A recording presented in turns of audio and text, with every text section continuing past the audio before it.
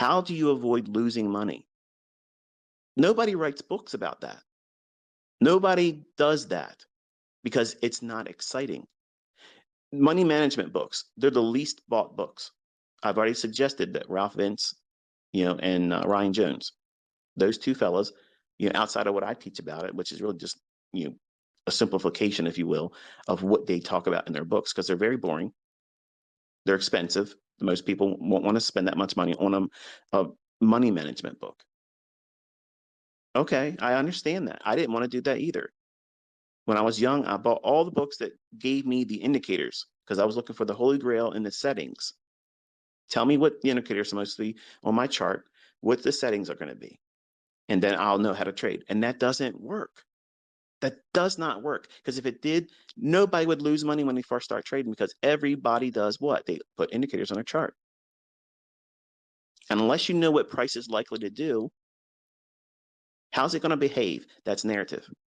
Behavior is narrative. How's it likely to do certain things? Why should it do those certain things?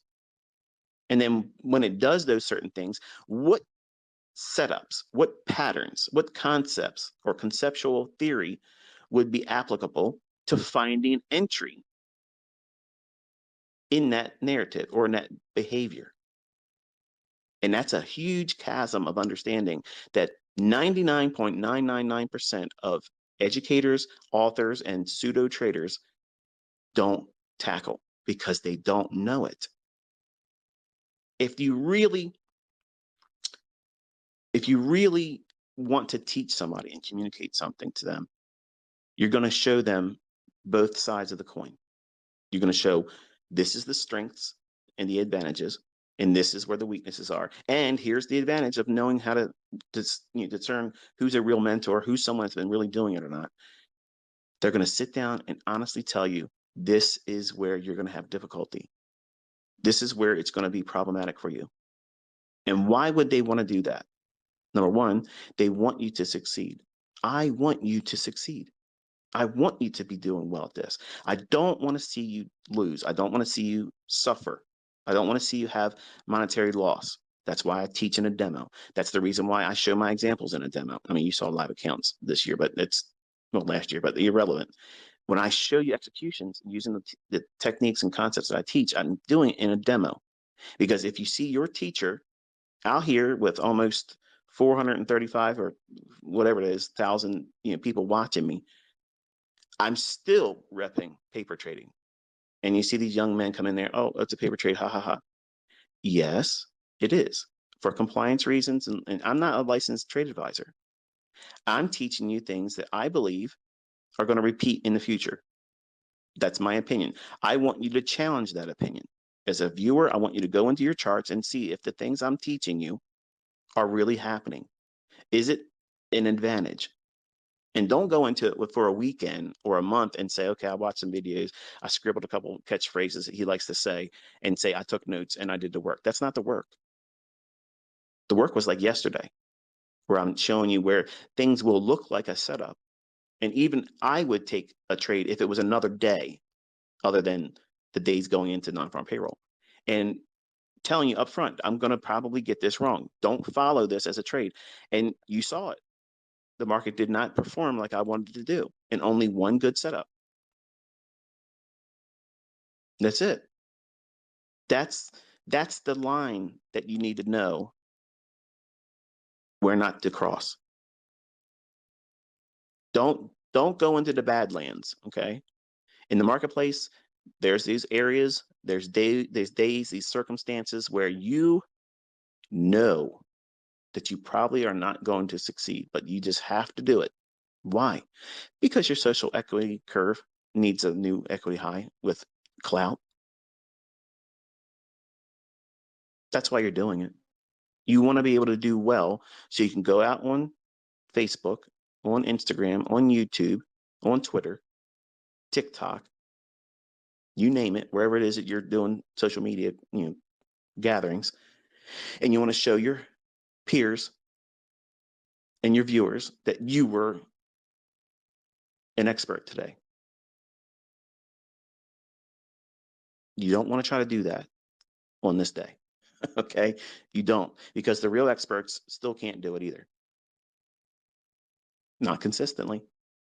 And those real experts, the folks that have been doing it a lot longer than these 20-year-olds that just started discovering what a divergence is, what a candlestick is, you want to listen to the old hats, because we've been here for a long time and we've seen a lot of things. And unfortunately, we can be stuffy and old and fuddy-duddy and maybe not hip to the new things, okay, the new lingo. But there's wisdom in people that have been doing this, not just me. And I love listening to older traders. I love listening to their stories. I love listening to the logic and the discoveries they've had to find out through pain and loss, and how long it took them to do that. I tried to beat this day. It was like a thing for me. Like I had to crack it. And I'm honestly telling you, I was defeated by it. I lost trying to pursue figuring out non-farm payroll. And finally, when at my wit's end, I said, the hell with this. I can't do it. So to avoid that pain of obsessive compulsive disorder that will flare up all the time, when those days would come each month, I would just do nothing. I would do my hobbies. I would do whatever else I was doing other than trading, because I knew impulsively I would do what? Think I see something and trade it and then regret it. How do you avoid doing? You avoid it altogether. You avoid it. There's no secret to it. If it hurts, it causes you harm, don't do it again. It's simple as that. I don't care how many people around the world can show you after the fact what they supposedly did. Nobody's making a career trading on non-farm payroll Fridays, okay? I'll say it again. Nobody on this spinning rock is making a career trading non-farm payroll. There's all kinds of people out there writing books on how to trade non-farm payroll. There's all kinds of people that have YouTube videos, how to trade non-farm payroll. And they're making money that way. They're telling you, this is where the gold lies. This is where it lays in the ground. Here's where you dig it up. And you're going to do what? You're going to buy their pickaxe and their shovels from them, their wares, their insights. And they're the only one making money. Nobody's finding gold out here. It's fool's gold. You think because it moves around, there's opportunity for you to make money. And when you go in there with your pickaxe and your shovel, you just bought money, you spent money on listening to these other people who haven't made money doing it, can't consistently show that they do it. They're only going to show you a book example in hindsight. That's it. That's all you're going to see. That's all you're going to see.